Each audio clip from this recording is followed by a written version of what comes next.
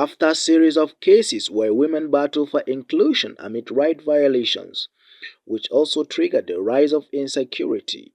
Global Rights, in collaboration with the Isa Wali Empowerment Initiative, the Kukah Center, and the UK Aid, organized a town hall meeting to foster women inclusion in peace and security in Kano State, northwestern Nigeria.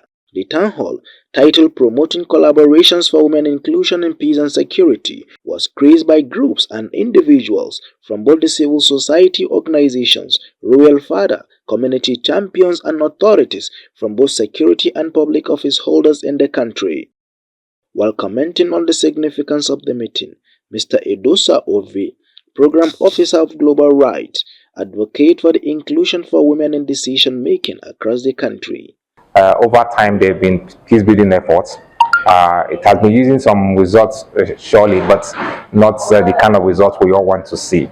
And then we've come to say, what is the gap in this? Why are we not achieving what we really want to achieve? And that has led us to identifying the gap of the level of women's involvement in this peace-building effort. And we are hoping that after this conversation, these issues, both the community, the key stakeholders that were in the room, the key influencers, policy influencers that were in the room that heard these issues, they will be able to take it back as feedback to see how they can better promote women inclusion and, of course, community involvement in our peace building efforts in the state. However, Isa Wali Empowerment Initiative Executive Secretary Amina Hanga also explained the security of women, especially in the battle for gender-based violence. We're working on what the project is about promoting women inclusion in peace and security. This will help to reduce all this insecurity that we're experiencing, the youth that are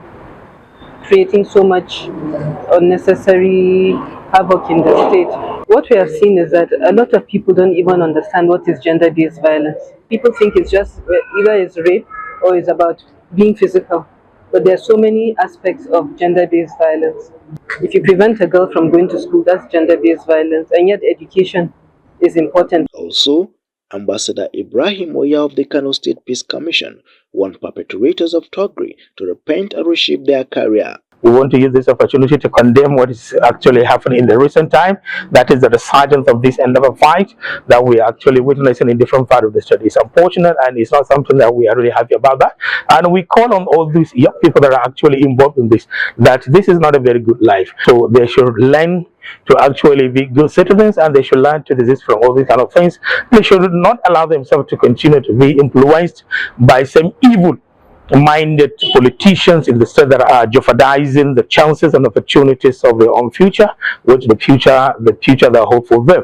On the final tone, Hawa Shafi Inuhu described the challenges of discrimination women face in Nigeria. A lot of women face a lot of problems, especially after they have been in captivity from Boko Haram incident for a long time. So the way that men are treated whenever they return back after some time in captivity is different. So I've literally never heard of a man who said a military officer said he should shake his hand to prove that he's no longer radicalized, or that he should take off his clothes to prove that he's no longer radicalized. And that's because they view men as full human beings.